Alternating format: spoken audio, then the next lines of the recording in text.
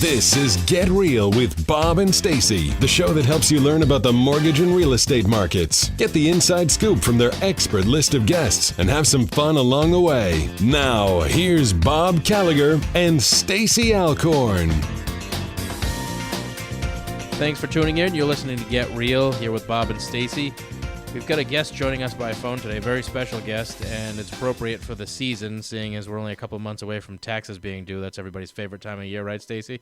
Oh, my favorite. So joining by phone today is Andrew Poulos. Andrew, welcome to the show. Andrew is a nationally recognized tax expert. What do you got going on this time of year, Andrew? Well, thanks for having me on, and this time of the year is all about taxes. Monday through Sunday, we're just trying to make it all work out for folks out there who are trying to get their tax returns filed without a lot of stress and chaos. Nice. And by the way, Andrew is much more than an accountant. He's also an entrepreneur, real estate investor, an author, national speaker, nationally syndicated tax software expert. In fact, he produced the QuickBooks Ultimate Lesson Guide DVD series. So, which Stacey's going to be buying today, probably. Well, I do a lot of work on QuickBooks, and I could probably get better at it. So I'll definitely have to check out the DVD series. You can always learn something new. So what are some of the challenges that you are seeing this tax season? Obviously, we have all kinds of challenges, everything from the budget cuts that Congress has cut the IRS budget, so we're having challenges being able to get through to the IRS, whether it's from the tax professional side or the average person who may need to reach the IRS. There's a lot of confusion right now with the new with the Affordable Care Act regulations, the reporting requirements that have officially kicked in for 2015 for this filing season. So there's a couple of big issues that I'm starting to see, and it's only mid-February right now. So how can people best prepare so that they can have a stress-free tait's season? Is it possible? Well, if that's even there's such a thing as stress-free. But look, it's people who procrastinate obviously have major issues and a lot of stress come April, late March, and beginning of April. So the key always is that I recommend get started early, whether you actually go to see your tax professional now or in late March. If you actually get started early, compiling your information, making sure you have everything in order and that you're not missing information. Because the worst thing is to actually go get your taxes done and you get there and you figure out that you're missing 3 or 4 or 5 documents, and then that's just going to prolong the process. So that's one of the things is getting started early, making sure people, I always stress to folks, whether they come to me or someone else, that they do due diligence, a little bit of research, make sure they're using someone that's reputable, that's around to help them after tax season. So if you get a notice from the IRS, if you get a letter or something that you have someone there that you can contact that can assist you after the fact. It's not just for preparing the returns. What happens after April 15th? Right. Don't procrastinate. That's the big thing. Telling a procrastinator not to procrastinate. I was just going to say, are you jotting some notes down right now? Yes. It's easier said than done, isn't it? I wrote down don't procrastinate. Don't procrastinate. So are there any new tax legislations that you feel are important for people to know about? Oh, gosh. In my world, it's never a dull moment. Yes, we have, obviously, the Affordable Care Act regulations. So this year, folks have to actually provide the Form 1095 A, B, or C, which is going to provide proof of verification, basically, for health insurance for last year. Then we also have a big one that kind of has gone under the radar in December. And what Congress did, they passed new regulations as part of a Transportation Act bill where folks who owe more than $50,000 in taxes and have not taken action to rectify their problems, they can actually be at risk now to losing their passports, whether it's a new passport or a renewal of a passport. So that's just a major problem that we're going to be facing, that people need to be aware of, that if they have taxes and they don't get them resolved, basically that the IRS will take their passport now. Wow, that's interesting. That is new. Yes, it's gone. And there was challenges with it when they were trying to initially pass it a couple of years ago. There was a lot of pushback. This time around, it flew under the radar. They threw it in the transportation bill. No one even noticed it. And I caught it the day after it passed, pretty much, and yeah, it's read about it. It's just not a good situation. So folks who owe taxes over $50,000 actually, which is very easy to get into a tax problem these days, need to be aware and they need to take action. Wow. Interesting. It's so interesting. Being in the real estate field, I always participate in the Realtor Day on Beacon Hill, etc. And every year they're trying to pass through, trying to get rid of the mortgage interest tax deduction, which is a big thing. That's a big reason why people buy property instead of rent. But like every year, it's for the last 10 years that I've participated, we go to Beacon Hill to get the legislatures, et cetera, just to understand how important it is and how it could basically bring our industry to a halt if they got rid of that. It is. And that's come up. That actually came up in the first year when President Obama got elected. And so there's been a push towards getting rid of the mortgage interest deduction. Obviously, the key is from the government's perspective that they would generate more tax revenues. The problem is that we're not like Europe. We're just a better country. We run in a different system. So just because some other country doesn't have a mortgage interest deduction doesn't mean that it will work well for us. And like you said, the big problem is that people now, if that happens, there won't be an incentive to be a homeowner. A lot of people will just become renters, and we could see obviously challenges and possible, another real estate crisis in a sense, basically. Right, and that with valuations. And you can't argue that that's a tax on the rich. I mean, that's a massive tax increase on the middle class.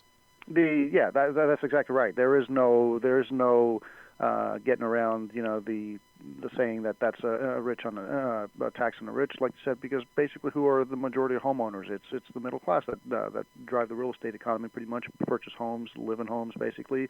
Sure, the rich there might be some real estate investments, higher end investments with commercial properties or multiple homes, but the reality is the average person, the average husband-wife team are the ones that are buying a house to live in, and if you don't have that incentive for the tax deduction, if people basically aren't going to be homeowners and there's not going to be a good market in a sense, I guess was what I'm trying to say. Then that's going to have a big impact on valuations, on home valuations. Yeah, and it's all the ancillary businesses that benefit when somebody buys a house. I mean, can you imagine what would happen to Home Depot and Lowe's if home ownership dropped off a cliff? Interesting. I mean, look at that, and that's not even, look at all the service-based businesses, real estate attorneys, appraisers. I mean, there's so many businesses, so many other industries that tie in with real estate. It would be huge, just above and beyond the Home Depot and the Lowe's and the big corporations basically that deal in the real estate business. So I don't know if it's going to happen, but there has certainly been a lot of push towards that for probably, I'd say, the last 10 years or so. And most of that has been under President Obama. Is that correct? Yeah, there were some rumors before President Obama, but certainly in his first year, that's when it came out, and President Obama came out and made it public that was not his idea. Of course, no one wanted that kind of publicity, and no president would want that basically in their first year for sure. But there's kind of been pushed towards that. We'll see what happens, but I'm just very fearful that one day it will pass and we won't have a mortgage interest deduction anymore. And I don't know what happened with the Mortgage Forgiveness Debt Relief Act or something like that, because one thing that because we still see a lot of short sales, that they were not going to renew the Mortgage Debt Relief Act, which would, and they did not. Yeah, they had extended that legislation several years, and now they basically let that go. So essentially, what that was kind of like a little a little present for folks during the recession, and now that they feel that the economy is doing better, they've taken that away. The reality is you still have short sales, you still have people that get foreclosed, and a lot of people basically happens to be their primary residence, not an investment. And that's just a shame. Pretty much it's someone who's already having challenges and is being displaced from their home now may have a huge tax implication from losing their primary residence. Wow, that's kind of crazy. So if they forgive $50,000, basically that could be $50,000 in taxable income. Not necessarily. No, it doesn't equate to that. That becomes $50,000 of taxable income, but the bottom line doesn't mean that it's obviously $50,000 of tax debt. But yeah, if they forgive $50,000 potentially, then that may be another $50,000 in addition to all your other income. Which the scary thing is that could actually, let's just say that you're in a breaking point between being in the tax bracket you're at versus a higher tax bracket. Normally, you would be in the lower tax bracket. You add in the 1099 cancellation of debt income, that would push you to a higher tax bracket, which means all your withholdings from your your W-2 effectively aren't sufficient at that point anyway. So it just becomes a big problem. Wow, interesting. So what do you foresee happening in the future, being that taxes keep increasing and getting more complex? It just depends. A lot of it's going to depend on who gets elected this coming election. Normally, I would say that it's just going to continue getting worse, but I just don't know. I have hope that maybe the system will change a little bit, that we won't keep on getting into this convoluted tax system where the tax code just gets bigger and bigger and bigger.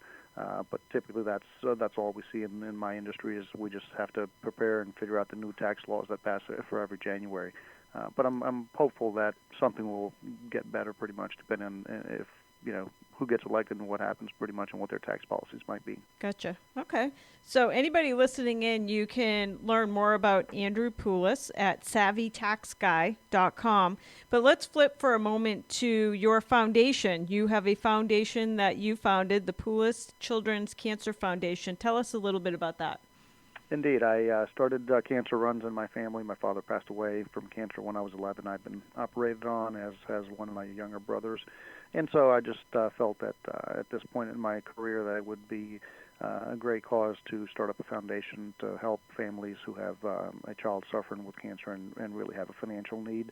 A lot of it was spurred from obviously the personal connection that we have with cancer in my family, but a lot of it also boils down to that when families have huge medical bills, they just get into financial bind, and there's got to be some organization out there that I felt that can contribute in a system, whether it's travel accommodations to get their child to a children's hospital, or being able to cover the deductible on their health insurance plan to be able to get treatment for their child, with health insurance being so unaffordable these days.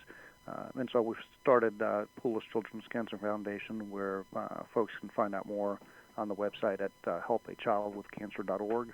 And really what we're doing is raising money. All the proceeds we raise is going back towards helping families who have financial needs and when their child's trying to get cancer treatment. Wow. That's pretty awesome. It is. All right. So yeah, trying to do a good thing out there. Yes. And it sounds like you're a runner, too? Trying. Did you say you were running originally to raise money for cancer research?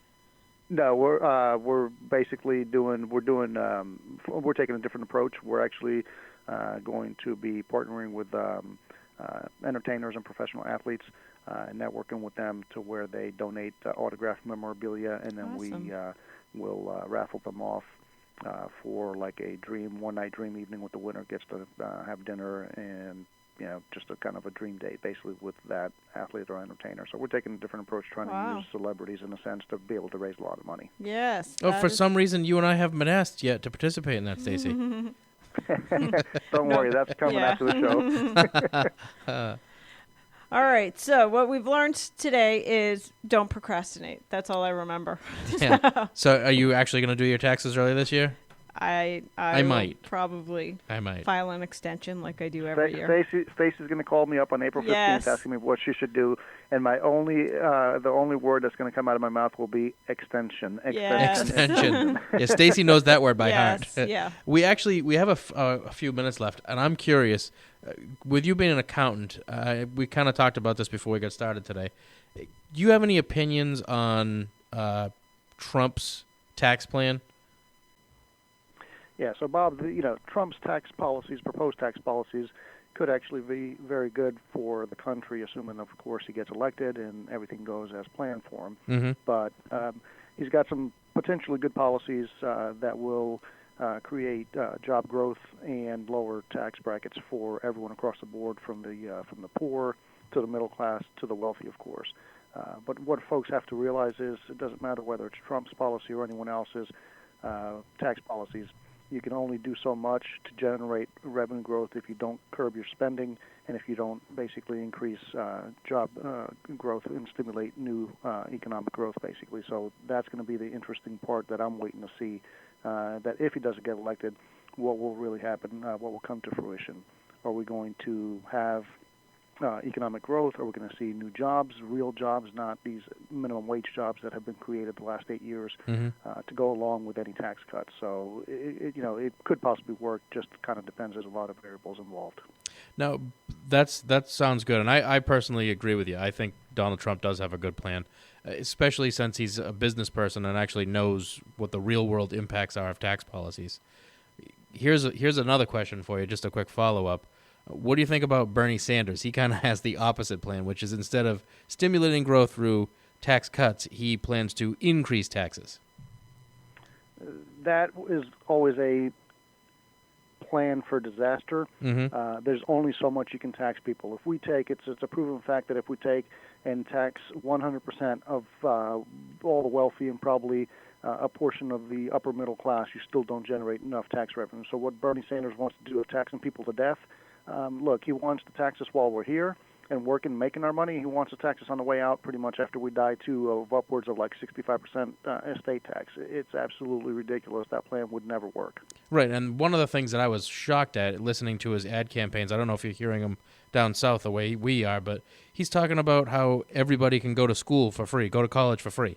And he'll get the money by taxing the rich. Like you said, for free, right? Where's all this free stuff? People have to realize that there is no such thing as a handout or anything for free. When one hand gives you something for free, the other hand has to take something back. And it's, I always tell people it's simple economics, right? If our credit card company gives us a $50,000 credit line to use, sure, we have $50,000 that we can get charged up in debt. But once we get to that $50,000 or above the $50,000, how are we going to pay that off if we are only generating $30,000 or $40,000 of annual income and we can't support all our debt along with all our other bills? That's precisely the problem that people don't realize. Everyone just likes to hear and jump on Bernie Sanders' bandwagon of, oh yeah, free school, free health care, free this, free that. But the reality is there is nothing for free. We're all paying for it. I don't care if you're poor, middle class, or wealthy. We're all paying for it in some shape or form. Well said. Well said. Thanks for joining us on the show, Andrew. That was great. Great to have you on. We got more Get Real with Bob and Stacey coming up at you. Stay tuned. We got a break for commercials.